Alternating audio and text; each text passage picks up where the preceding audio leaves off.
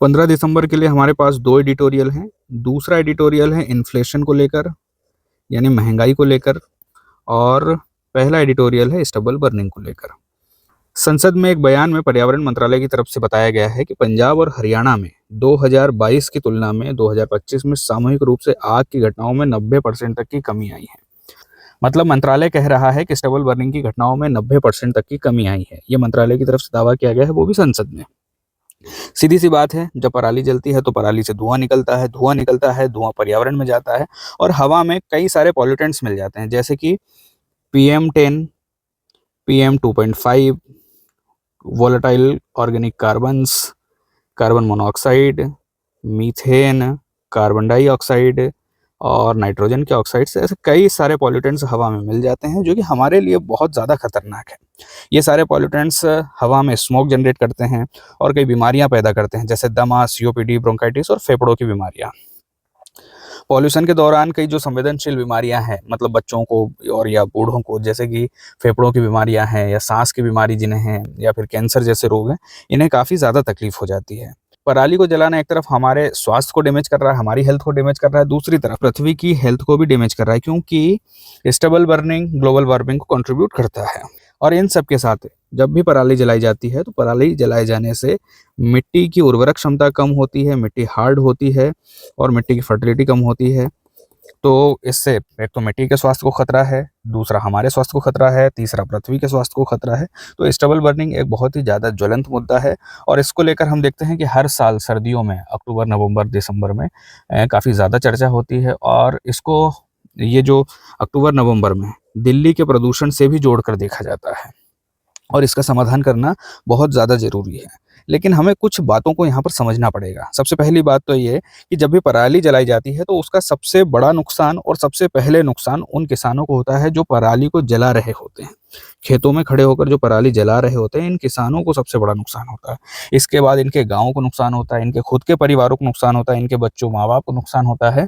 तो सवाल उठता है कि जब पराली जलाने से इन्हें खुद को नुकसान होता है, पहले तो गाँव में नुकसान होता है, उसके बाद शहरों तक हवा आती है, तो ये पराली जलाई क्यों जाती है?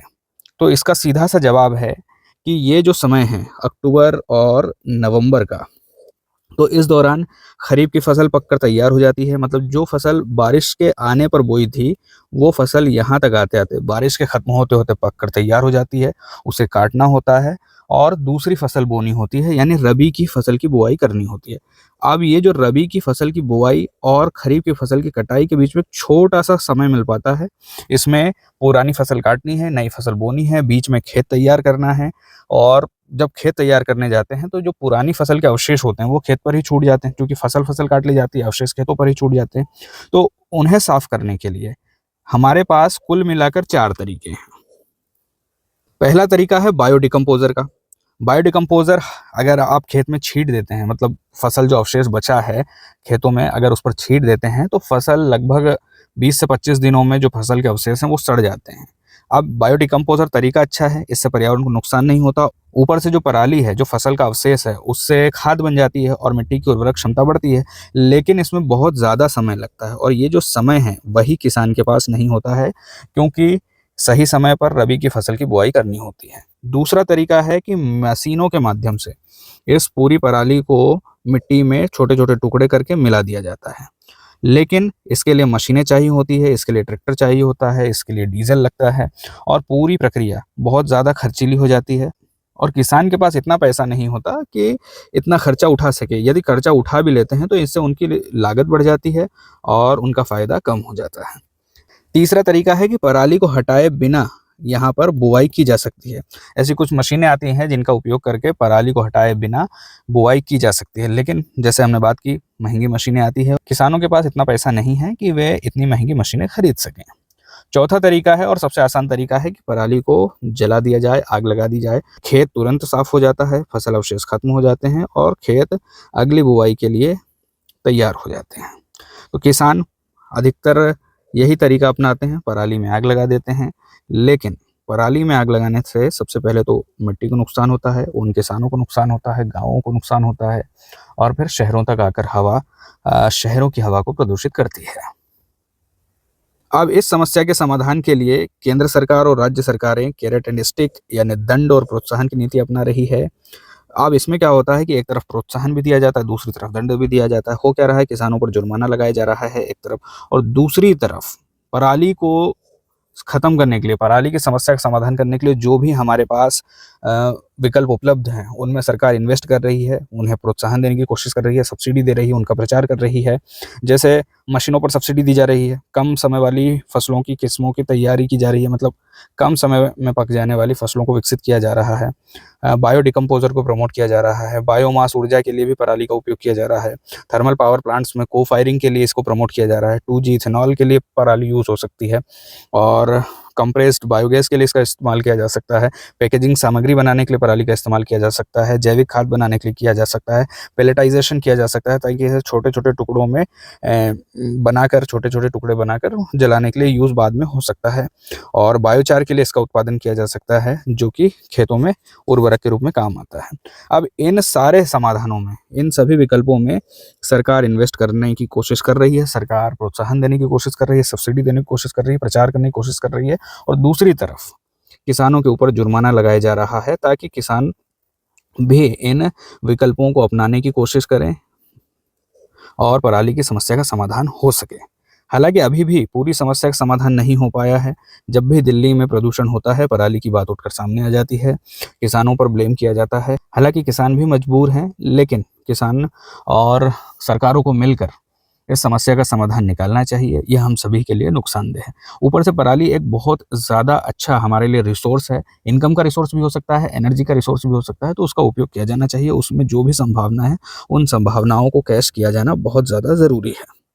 अभी तक ऐसे कोई प्रमाण नहीं मिले हैं जो सरकार के दावे को सही सिद्ध कर सकें।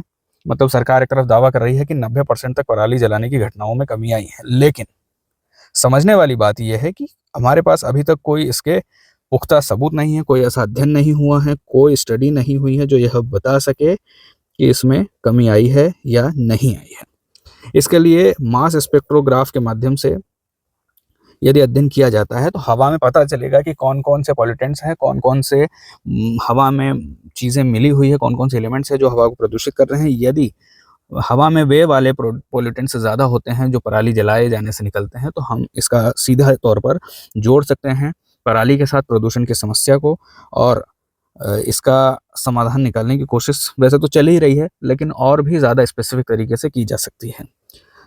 फिलहाल सरकार उपग्रहों के माध्यम से निगरानी रखती है, और मतलब सैटेलाइट्स के माध्यम से देखा जाता है कि किस क्षेत्र में पराली जलाई जाने की ज़्यादा घटनाएं हो रही हैं, और उनके आधार पर ही रिपोर्ट्स आती है, उनके आधार पर ही सरकार के दावे भी आते हैं, उनके आधार पर ही फैसले लिए जा रहे हैं कि जिस क्षेत्र में पराली जलाए जाने की ज़्यादा समस्या है वहाँ पर निगरानी बढ़ाई जाती है, और देखा जाता है कि पहले की तुलना में पराली जलाने की समस्याएं बढ़ी हैं या कम हुई हैं।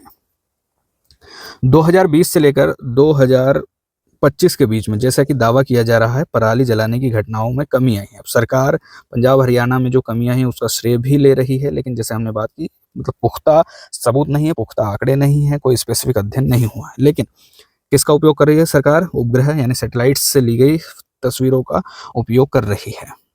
लेकिन एक और अलग अध्ययन हुआ है, एक दूसरे सैटेलाइट के माध्यम से जानकारी मिली है, और इस सैटेलाइट ने पराली जलाने की घटनाओं का अध्ययन नहीं किया है, बल्कि कितनी भूमि पर पराली जलाई गई है इसका अध्ययन किया है, और दावा किया है कि लगभग 2022 से लेकर 2025 की तुलना में 90% तो नहीं, लेकिन 30% की ज़रूर कमी आई है। ये वाला सैटेलाइट बताता है कि 2022 में 31,500 स्क्वायर किलोमीटर में पराली जली थी, और 2025 में 19,700 स्क्वायर किलोमीटर में पराली जली है। एक और सैटेलाइट है जो मीटियोसैट है, जो कि जियो स्टेशनरी सैटेलाइट है। अब सैटेलाइट क्या होता है? जियो स्टेशनरी सैटेलाइट मान लीजिए हमारी अर्थ है, और कुछ सैटेलाइट होते हैं जो यहाँ पर पृथ्वी के आसपास चक्कर लगाते हैं, दिन में कई चक्कर लगा देते हैं, दसियों चक्कर लगा देते हैं। लेकिन कुछ सैटेलाइट होते हैं जो एक ही जगह पर फिक्स होते हैं, जैसे जैसे पृथ्वी घूमती है वो सैटेलाइट भी उस स्थान के साथ साथ घूमता है, और सिर्फ एक ही जगह की फोटो लेता रहता है। अब ये जो सैटेलाइट हैं, जियो स्टेशनरी सैटेलाइट, ये एक ही जगह की फोटो लेते हैं। तो इस जियो स्टेशनरी सैटेलाइट के माध्यम से ये पता चला है कि किसान शाम के समय पराली जलाने लगे हैं, क्योंकि जो दूसरे सैटेलाइट हैं जिनमें जियो सिंक्रोनस सैटेलाइट और सन सिंक्रोनस सैटेलाइट हैं, वो सुबह 10 बजे से लेकर 1:30 बजे के बीच में भारत के ऊपर से गुजरते हैं, तो उस समय किसान पराली नहीं जलाते हैं। और चूंकि इस समय के दौरान किसान पराली नहीं जलाते हैं तो पराली जलाई जाने की घटनाएं उन सैटेलाइट्स में दर्ज नहीं हो पाती, लेकिन जियो स्टेशनरी सैटेलाइट में ये घटनाएं दर्ज हो जाती हैं। तो यहाँ पर झोल ये है, यहाँ पर अंतर यह है कि एक तरफ हम देख सकते हैं कि पराली जलाने की घटनाएं कितनी हुई और दूसरी तरफ जली हुई जमीन कितनी है। तो यदि जली हुई जमीन मतलब पराली जलाई गई जमीन का अध्ययन किया जाता है तो हमें सटीक आंकड़ा पता चलेगा कि कितनी जमीन पर पराली जलाई गई है। जबकि यदि हम सैटेलाइट के माध्यम से पराली जलाए जाने की घटनाओं का अध्ययन करेंगे तो इसमें हमें सही आंकड़ा नहीं मिल पाएगा, हमारे पास सही जानकारी नहीं उपलब्ध हो पाएगी और हमें पता ही नहीं चलेगा कि पराली जलाने की घटनाएं बढ़ी हैं या घटी हैं। मतलब पराली जलाए जाने की जो जमीन है, मतलब जो एरिया है, वो घटा है या बढ़ा है, ये हमें पता ही नहीं चलेगा। तो जरूरी यह है कि सही चीज का अध्ययन किया जाए, सही चीज का माप किया जाए, तब जाकर पता चलेगा कि पराली की समस्या बढ़ रही है या घट रही है। सर्वोच्च न्यायालय ने अभी 2024 में ये कहा था कि जली हुई भूमि के बारे में पता करना चाहिए, न कि घटनाओं के बारे में। तो यदि आंकड़ों के साथ छेड़छाड़ होती है तो सरकार के ऊपर से, सरकारी आंकड़ों के ऊपर से, सरकार के द्वारा उठाए जा रहे कदमों से सार्वजनिक विश्वास में मतलब लोगों के भरोसे में कमी आएगी। इसलिए ज़रूरी है कि सही चीज़ का अध्ययन किया जाए, उसके बाद सही चीज़ रिपोर्ट की जाए, तब जाकर हमें सही समस्या भी पता चलेगी और तब जाकर हम उस सही समस्या का सही समाधान भी खोज पाएंगे। तो सीधी सी बात है, पराली जलाने की घटनाएं बढ़ी है। धान की जब कटाई होती है और गेहूं की बुआई होती है, इस बीच में पराली जलाने की घटनाएं बढ़ती हैं। और ये सबसे आसान तरीका है खेत को साफ करने का और नई फसल के लिए खेत तैयार करने का। पंजाब और हरियाणा में व्यापक रूप से प्रचलित है, क्योंकि इस समय पंजाब और हरियाणा, साथ में उत्तर प्रदेश के कुछ इलाके हैं और राजस्थान के भी कुछ इलाके, वहां पर भी बड़े पैमाने पर पराली जलाई जाती है। अक्टूबर नवंबर में दिल्ली एनसीआर में जो प्रदूषण होता है, इस प्रदूषण को सीधे तौर पर पराली जलाने से जोड़कर देखा जाता है। और अक्सर सरकारें एक दूसरे पर आरोप भी लगाती है, लोग भी आरोप लगाते हैं, किसानों को ब्लेम किया जाता है इस समस्या के लिए। तो पराली जलाना समस्या है और पर्यावरणीय चिंता है। सरकार दावा कर रही है कि 2022 से लेकर 2025 के बीच में 90% की कमी आई है और उपग्रह से एक्टिव फायर काउंट पर आधारित दावा है। मतलब सरकार एक्टिव फायर काउंट उपग्रह से, सैटेलाइट से देख रही है कि एक्टिव फायर काउंट कितना हुआ है, मतलब पराली जलाने की घटनाएं कितनी हुई हैं। इसके आधार पर सरकार ने कहा है कि 90% की कमी आई है। लेकिन सही आंकड़ा क्या होगा कि पराली जलाई गई जमीन का आंकड़ा मिल जाएगा तो हमें पता चलेगा कि सही बात क्या है। सरकार किसानों पर जुर्माना लगा रही है एक तरफ, और दूसरी तरफ सब्सिडी वाले उपकरण, कंबाइन हार्वेस्टर, ट्रैक्टर और पराली को इकट्ठा करके थर्मल पावर प्लांट्स में भेजकर नए नए तरीके खोज रही है ताकि पराली की समस्या का समाधान किया जा सके। वास्तविक समस्या यह है कि दिल्ली में प्रदूषण में जो पराली में योगदान है, उसमें कोई ठोस प्रमाण ही नहीं है हमारे पास कि कमी हुई है या नहीं हुई है। मतलब दिल्ली का प्रदूषण दिल्ली का अपना प्रदूषण है या कहीं बाहर से आ रहा है, ये भी अभी पता नहीं है। और इस तरह का अध्ययन सरकारें जानबूझकर नहीं करती या करना नहीं चाह रही है, क्या समस्या है। तो इस समस्या का सबसे पहले तो पराली का समाधान भी और दिल्ली के प्रदूषण का समाधान भी तब हो सकता है जब हमें सही समस्या का पता चलेगा। तो इसके लिए क्या करना होगा, जो हवा है, मतलब हवा में प्रदूषकों के रासायनिक संरचना का पता चलेगा, तब पता चलेगा कि प्रदूषण आ कहाँ से रहा है। इसके लिए कई तकनीकें हैं, जैसे कि मास स्पेक्ट्रोग्राफ जैसी उन्नत तकनीकें हैं। इससे पता चल सकता है कि हवा में कौन से पॉल्यूटेंट्स हैं और फिर उन पॉल्यूटेंट्स के आधार पर हम देख सकते हैं कि उनका सोर्स क्या है। आग की घटनाएं, मतलब एक तरफ आग की घटनाएं हैं, दूसरी तरफ जली हुई जमीन है। यहाँ पर एक्टिव फायर काउंट की घटनाओं का अध्ययन करके बर्न एरिया को पता करके हम पता कर सकते हैं, लेकिन इन दोनों में अंतर करना होगा कि एक्टिव फायर काउंट अलग चीज़ है और बर्न एरिया अलग चीज़ है। दोनों को अलग अलग अध्ययन करना होगा। भले एक्टिव फायर काउंट से कम ज़्यादा से हमें फ़र्क नहीं पड़ता, लेकिन हमें फ़र्क पड़ेगा कि कितना एरिया जल चुका है पराली के द्वारा।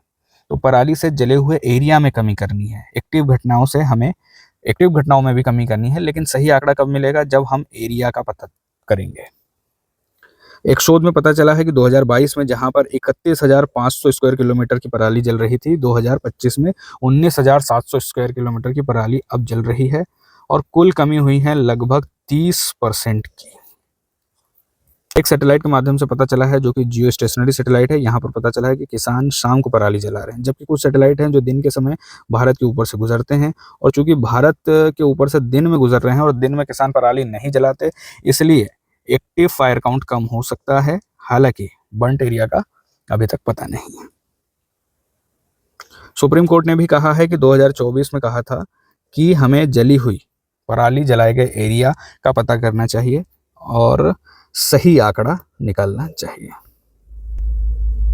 केंद्र सरकार की तरफ से अभी जली हुई भूमि का डेटा सार्वजनिक नहीं किया है। सरकार ने नहीं बताया कि कितनी जमीन जली है, हालांकि एक्टिव फायर काउंट में कमी की बात की जा रही है। अब इस तरह से यदि डेटा से छेड़छाड़ होती है तो सरकारी डेटा के ऊपर विश्वसनीयता कम होती है और हमें सही समस्या का पता ही नहीं चलेगा, और जब सही समस्या का पता नहीं चलेगा तो सही समाधान भी नहीं निकल पाएगा और समस्या जस की तस बनी रहेगी। मेंस के लिए सवाल हो सकता है कि पराली जलाने की समस्या के समाधान के संदर्भ में केवल आग की घटनाओं यानी कि एक्टिव फायर काउंट की गणना पर निर्भर रहना क्यों भ्रामक हो सकता है। जली हुई जमीन यानी कि बर्न्ट एरिया के आकलन को नीति निर्माण में शामिल करने की आवश्यकता पर चर्चा कीजिए।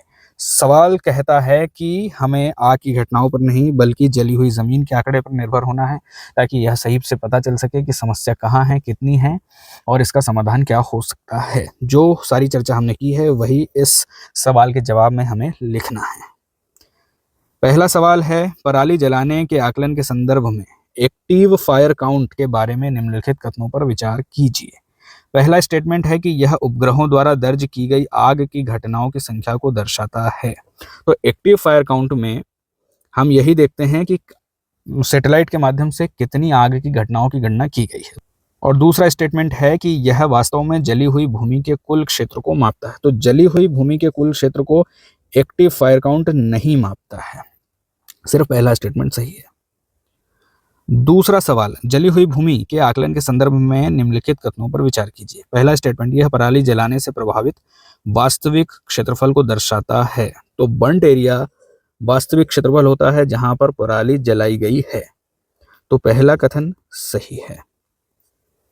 दूसरा स्टेटमेंट है कि यह आग की संख्या गिनने की तुलना में अधिक व्यापक संकेतक है। जी, अधिक व्यापक संकेतक है, अधिक विश्वसनीय संकेतक है और सही संकेतक है। तीसरा, इसे उपग्रह डेटा के माध्यम से मापा जा सकता है। जी, उपग्रह से इसे भी मापा जा सकता है और एक्टिव बर्न काउंट को भी मापा जा सकता है। तीनों स्टेटमेंट सही थे। तीसरा सवाल है कि ध्रुवीय कक्षा वाले उपग्रहों के संदर्भ में निम्नलिखित कथनों पर विचार कीजिए।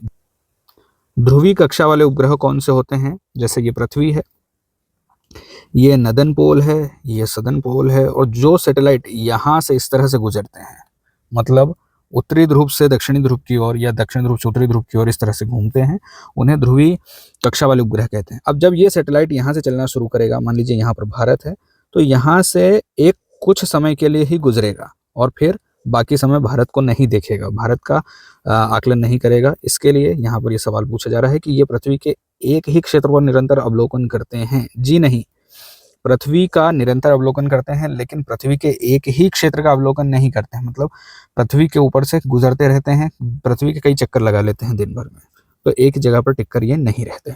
दूसरा स्टेटमेंट है कि ये निश्चित समय अंतराल पर किसी क्षेत्र के ऊपर से गुजरते हैं। जी, जैसे हमने बात की कि भारत के ऊपर से एक निश्चित, मतलब समझ लीजिए सुबह 10 से लेकर 1:30 के बीच में कभी गुजरेगा ये। तीसरा स्टेटमेंट है कि पराली जलाने की निगरानी में इनके समय सीमित अवलोकन, यानी कि जैसे भारत के ऊपर एक स्पेसिफिक टाइम से गुजरता है, तो ये उसकी एक कमी है, क्योंकि उस समय किसान पराली नहीं जलाएंगे और बर्न काउंट में आएगा नहीं, तो शाम को जला लेंगे पराली, तो ये समस्या तो है इसके साथ। तो तीसरा स्टेटमेंट सही है और दूसरा स्टेटमेंट भी सही है, पहला स्टेटमेंट गलत है, क्योंकि एक ही क्षेत्र का निरंतर अवलोकन नहीं करते। मतलब पोलर सैटेलाइट, मतलब जो ध्रुवीय कक्षा वाले सैटेलाइट हैं, वो एक जगह पर टिककर नहीं रहते। चौथा सवाल है कि मीटियोसेट जैसे जियो स्टेशनरी उपग्रहों के संदर्भ में निम्नलिखित कथनों पर विचार कीजिए। पहला स्टेटमेंट है कि ये पृथ्वी के एक ही स्थान पर लगातार निगरानी करते रहते हैं। जी, बिल्कुल सही बात है। दूसरा स्टेटमेंट है कि ये पराली जलाने के समय में हुए परिवर्तन का पता लगाने में सहायक हैं। ये बात बिल्कुल सही है कि पराली जलाने में, मतलब चूंकि एक ही सैटेलाइट, मतलब एक सैटेलाइट एक ही स्थान का अवलोकन करता है, एक ही जगह पर टिक कर रहता है, तो ये पता चल सकता है कि किस समय किसान पराली जला रहे हैं। तीसरा स्टेटमेंट है कि इनका उपयोग केवल मौसम पूर्वानुमान तक सीमित है। ये बात गलत है। अब पराली जलाना जैसी घटनाओं को ये जब पता कर रहे हैं, तो सिर्फ सैटेलाइट का उपयोग मौसम पूर्वानुमान तक तो सीमित नहीं है, दूसरी चीज़ों के लिए भी किया जा सकता है। चौथा स्टेटमेंट है कि यह ध्रुवीय उपग्रहों की तुलना में समय आधारित अवलोकन से अधिक सक्षम है। जी, बिल्कुल सही बात है। ज़्यादा सक्षम है एक ही स्थान पर, चूँकि एक ही स्थान का अवलोकन करते रहते हैं तो ये पता लग सकता है कि एक स्थान पर अलग-अलग समय में क्या-क्या घटनाएँ हो रही हैं। मतलब सैटेलाइट को पागल बनाना यहाँ पर संभव नहीं है यदि जियो स्टेशनरी सैटेलाइट है तो।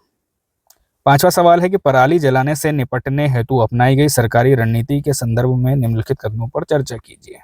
क्या रणनीति अपनाई जा रही है सरकार की तरफ से? पहला, किसानों पर जुर्माना लगाना नीति का हिस्सा है। जी है, किसानों पर जुर्माना लगाया जा रहा है। दूसरा, सब्सिडी वाले कृषि उपकरण उपलब्ध कराए जाते हैं। जी। तीसरा, पराली को ताप विद्युत संयंत्रों यानी कि थर्मल पावर प्लांट्स में को फायरिंग हेतु प्रोत्साहित किया जाता है। ये बात भी सही है। और चौथा है, यह पूरी तरह से दंडात्मक दृष्टिकोण पर आधारित है। नहीं, पूरी तरह से दंडात्मक दृष्टिकोण कहाँ है? एक तरफ दंड, दूसरी तरफ प्रोत्साहन। आज का हमारा दूसरा एडिटोरियल है इन्फ्लेशन को लेकर, रिटेल इन्फ्लेशन को लेकर। रिटेल इन्फ्लेशन यानी खुदरा मुद्रास्फीति। भारत में रिटेल इन्फ्लेशन निकाली जाती है कंज्यूमर प्राइस इंडेक्स से। कंज्यूमर प्राइस इंडेक्स, ये वाला जो एडिटोरियल है बहुत ज़्यादा इंटरेस्टिंग है। काफ़ी कुछ चीज़ें हमें सीखने को मिलेगी। हमें पता चलेगा कि कंज्यूमर प्राइस इंडेक्स कैसे काम करता है, कैसे हम महंगाई को निकालते हैं, बेस ईयर क्या होता है और बेस ईयर का काम क्या होता है, और एक बेस इफेक्ट क्या होता है। बेस ईयर अलग चीज़ है और बेस इफेक्ट अलग चीज़ है। हम दोनों के बारे में आज देखेंगे कि कैसे काम करते हैं, कैसे इनका उपयोग करके सीपीआई निकाला जाता है, और सीपीआई से हम हमारी दैनिक जीवन में हम देख सकते हैं कि महंगाई का प्रभाव कम हुआ है या ज़्यादा हुआ है। ऊपर से आरबीआई भी खुदरा मुद्रास्फीति यानी कि कंज्यूमर प्राइस इंडेक्स को देखकर ही यह तय करती है कि उसकी नीति में यानी उसकी मॉनेटरी पॉलिसी में कैसे बदलाव करने हैं, कैसे फैसले लेने हैं, ब्याज दरों को कितना रखना है, वगैरह वगैरह। ये सारे फैसले सीपीआई को देखकर ही लिए जाते हैं।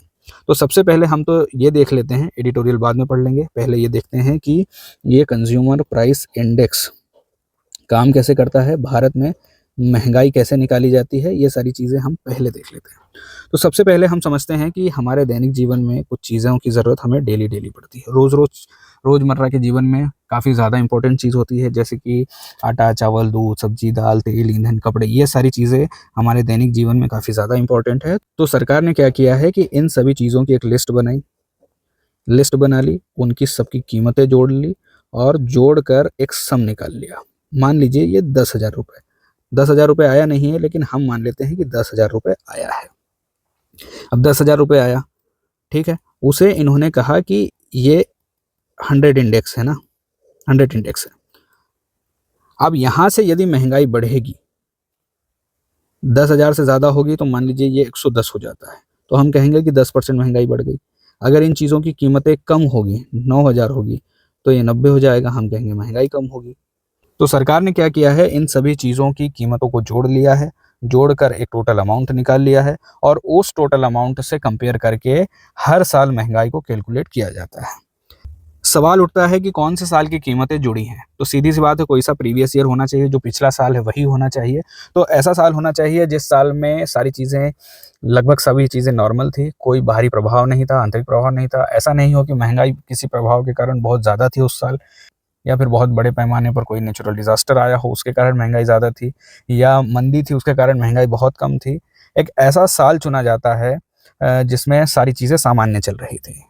और सीपीआई के मामले में यानी कंज्यूमर प्राइस इंडेक्स के मामले में 2012 की कीमतों को जोड़ा गया है। 2012 की कीमतों के आधार पर यह तय होता है कि आने वाले साल में, मतलब 2013 में, 2014 में, 15 में, 16 में, 2025 में महंगाई कम हुई है या ज़्यादा हुई है। एक चीज़ हमने सीख ली, पहली चीज़ सीखी कि बेस ईयर क्या होता है। मतलब बेस ईयर एक निकल चुका साल है, गुजर चुका वर्ष है, उसके दौरान जो वस्तुओं की कीमतें थी, जिनकी हमने लिस्ट बनाई थी, उन सभी की कीमतों को जोड़कर एक कुल अमाउंट निकाला हमने, और उस अमाउंट को निकालकर अब हम कंपेयर करते हैं कि आने वाले वर्षों में महंगाई बढ़ रही है या कम हो रही है। मान लीजिए 2012 में उन सभी चीज़ों की कीमतें कुल मिलाकर 10,000 रुपये थी। आने वाले साल में यदि 20,000 रुपये हो जाती है, तो हम कहेंगे कि महंगाई डबल हो गई है, या कम हो जाती है तो हम कहेंगे महंगाई कम हो गई है। ठीक है, तो एक चीज़ हो गई बेस ईयर से कंपेयर करके हम महंगाई निकालते हैं। अब यहाँ पर एक बहुत वाजिब सा सवाल उठता है कि मान लीजिए 2012 में ये जो बकेट थी उसकी कीमत 10,000 रुपये थी। 2025 आते आते इस बकेट की कीमत तो हो गई होगी मान लीजिए 30,000 रुपये। ऐसी बहुत सारी चीज़ें हैं जिनकी कीमतें लगभग 3 गुनी हो गई हैं। पेट्रोल को ही ले लीजिए, डीजल को ही ले लीजिए। 2012 से 2025 के बीच में यदि हम आटे और दाल का ही भाव जोड़ेंगे तो कीमतें लगभग दुगनी हो चुकी होंगी। तो यहाँ पर महंगाई जब हम 2025 वाले साल में देखते हैं तो महंगाई डबल, तो मतलब 200% महंगाई तो दिखाई नहीं देती। तो सीधी सी बात है कि 2012 से कंपेयर नहीं किया जाता है। 2012 से हम कैलकुलेट करते हैं इंडेक्स को। इंडेक्स को कैलकुलेट 2025 के इंडेक्स को कैलकुलेट किया जाएगा 2012 के आधार पर, और महंगाई के लिए 2025 को कंपेयर किया जाएगा 2024 से। एक बार फिर से समझते हैं, है ना। 2025 की महंगाई निकालनी है मान लीजिए हमें, तो 2025 की महंगाई के लिए सबसे पहले 2025 का इंडेक्स निकालेंगे 2012 के आधार पर, और इसको कंपेयर करेंगे 2024 के इंडेक्स से, और 2024 और 2025 का कंपेयर करके हमें महंगाई मिलेगी। कैसे, इसको भी एक एग्जांपल से समझ लेते हैं। जैसे कि हमने बात की कि 2012 में ये जो बकेट है, बकेट की कीमत है 10,000 रुपये, ठीक। 2012 में जो सीपीआई में जो सारी चीज़ें हैं उनकी कीमत कुल थी 10,000 रुपये, ठीक। 2024 में ये सारी चीज़ें महंगी हो गई, और महंगी होते होते कितनी हो गई, मान लीजिए 17,080 रुपये में मिलती है, ठीक। 2012 में 10,000 रुपये में, 2024 में 17,800 रुपये में, 17,800 रुपये में, और 2025 में इन सभी चीज़ों की कीमत हो जाती है 18,500 रुपये, ठीक है। जब हमने इसको 100 माना था, जिसको कंपेयर करके हम इनका इंडेक्स निकालेंगे, तो ये हो गया 178 और ये हो गया 185, ठीक। यहाँ से कंपेयर करेंगे तो महंगाई इतनी बढ़ी और यहाँ पर इतनी बढ़ी। ये महंगाई नहीं है, 2024 की महंगाई ये वाली नहीं है, और ये जो 185 है वो 2025 की महंगाई नहीं है, बल्कि हम देख रहे हैं कि 2024 में 2012 की तुलना में उन सभी चीज़ों की कीमतें कितनी बढ़ी हैं, और 2025 में 2012 की तुलना में कितनी कीमतें बढ़ी हैं, ठीक। एक चीज़ हो गई। अब इन दोनों का हम कंपेयर करेंगे 2024 का और 2025 का, तब जाकर हमें पता चलेगा कि 2025 में महंगाई कितनी है। अब 2000 यहाँ पर लेते हैं 178, ये 2024 का है, उसको घटाएंगे 185 से जो कि 2025 का है, और उसको डिवाइड करेंगे पिछले साल वाला यानी 2024 वाला 178 से, और उसमें 100 का गुणा कर देंगे। अब इस कैलकुलेशन को करेंगे तो हमें मिलेगा लगभग यहाँ पर डिफरेंस हो गया 7 × 100 यानी 700/178, और इसे सॉल्व करने पर हमें मिलेगा लगभग 3.9%। ये जो 3.9% है वो 2025 की महंगाई है, और ऐसे कैलकुलेट की जाती है पूरी महंगाई। एक बार अगर फिर से हम इसको आसान भाषा में समझें तो मान लीजिए 2012 वाले साल में कुल चीज़ों की कीमत थी 10,000 रुपये, 2024 वाले साल में ये हो गई 17,800 रुपये, और 2025 में इन सभी चीज़ों की कीमतें हो गई 18,500 रुपये। यहाँ से कंपेयर करने पर देखेंगे हम कितने गुना महंगाई हुई है, तो 178 इंडेक्स आता है, यहाँ पर 185 आता है। अब यहाँ पर इन दोनों का कंपेयर करके हम 2025 की महंगाई निकालेंगे। 2025 की महंगाई निकल रही है 2024 की तुलना करके, तो नीचे लिखेंगे 178, और 185 में से 178 को घटाएंगे और हमें मिलेगा 3.9%। तो ये महंगाई है 2025 की। तो ऐसे निकाली जाती है महंगाई, ठीक। एडिटोरियल कहता है कि नवंबर 2025 में महंगाई हुई है 0.7%। 0.7% महंगाई है, ठीक। अब यहाँ पर बहुत कम महंगाई है। ये जो कमी है चिंताजनक है, क्योंकि आरबीआई कहता है, आरबीआई की जो मॉनेटरी पॉलिसी कमेटी डिसीजन लेती है, और वहाँ पर कहा गया है कि 2 से लेकर 6% यानी 4% से ±2% तक महंगाई होनी चाहिए। मतलब 2 से लेकर 4% के बीच में महंगाई तो बढ़नी, 2 से 6% के बीच में महंगाई तो बढ़नी ही चाहिए, क्योंकि महंगाई बढ़ने से क्या होता है, महंगाई बढ़ने से अर्थव्यवस्था के चलने का संकेत मिलता है।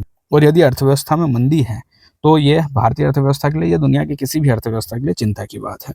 तो महंगाई कम होना भी चिंता की बात है और महंगाई नवंबर के महीने में रही है 0.7%। अब बताया जा रहा है कि बेस इफेक्ट है। बेस इफेक्ट अब क्या होता है, जैसे हमने बात की थी 2025 को कंपेयर किया था 2024 से।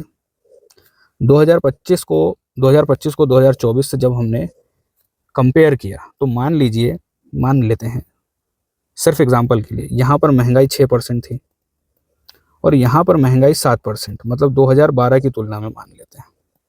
तो इन दोनों के बीच में यहाँ पर डिफरेंस आया 1% का। जब हम इन दोनों को कंपेयर करेंगे तो यहाँ पर 2027 में बहुत कम महंगाई दिखेगी, सिर्फ 1% की पिछले साल की तुलना में।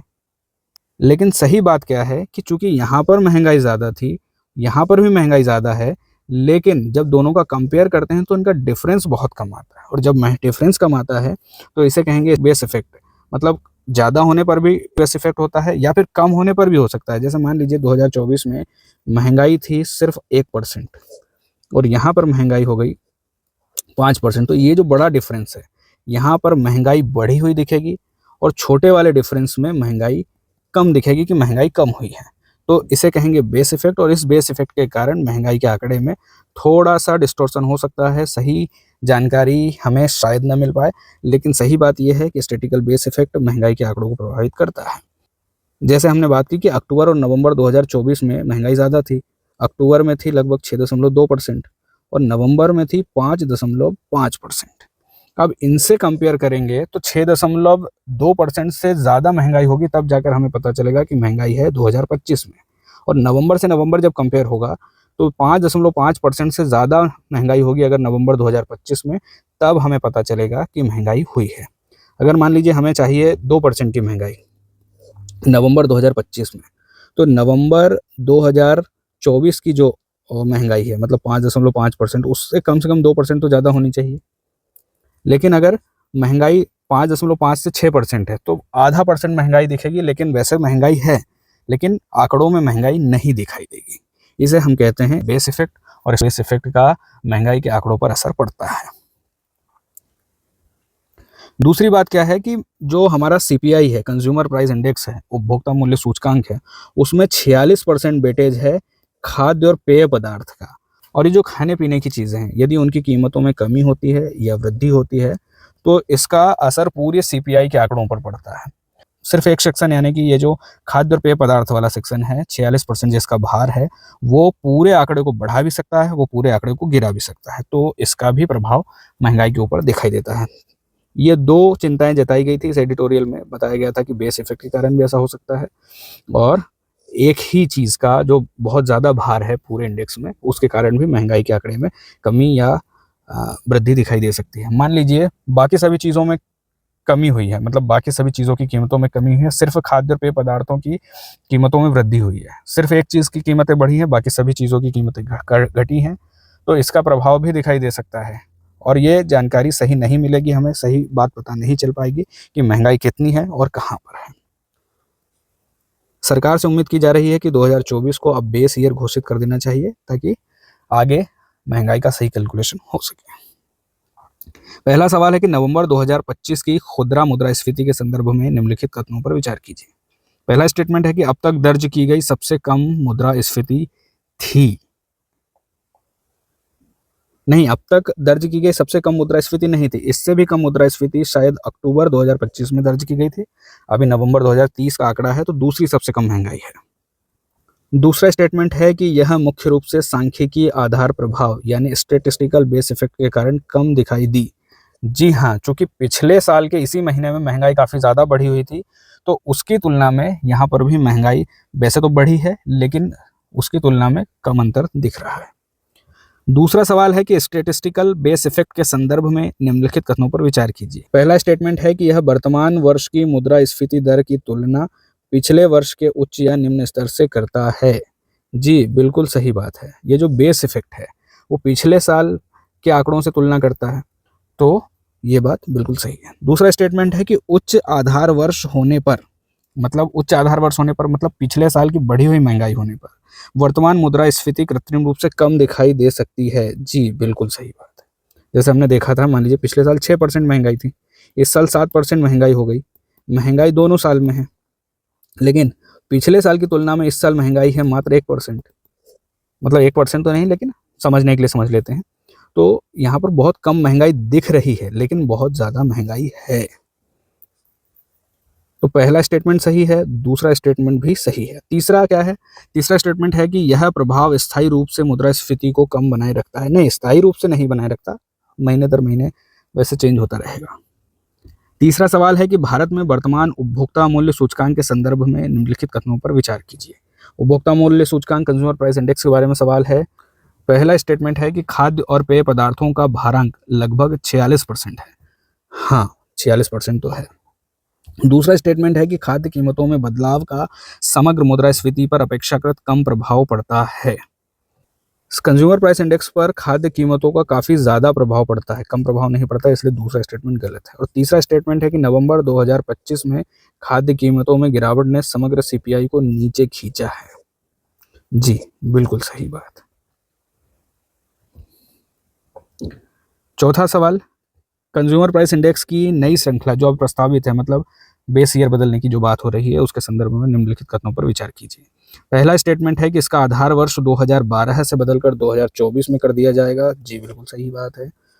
दूसरा है, इसे 2026-27 की पहली तिमाही में जारी किए जाने की संभावना है। जी, बात तो कुछ ऐसी हो रही है। और तीसरा स्टेटमेंट है कि इसमें भारांकों का पुनर्संयोजन किया जाएगा, मतलब जो वेटेज है उसका फिर से पुनर्संयोजन होगा, मतलब वेटेज में बदलाव होगा। जैसे हमने बात की कि सीपीआई में जो खाद्य और पेय पदार्थ है उनका 46% वेटेज है, शायद कम हो जाए, तो ये वाला भी सही है। चौथा स्टेटमेंट है कि इससे खाद्य मुद्रास्फीति का समग्र सीपीआई पर प्रभाव कम होने की संभावना है। आज के लिए 4 ही सवाल थे, दोनों एडिटोरियल हमारे खत्म हो गए हैं। आज के लिए इतना ही, कल फिर मिलेंगे।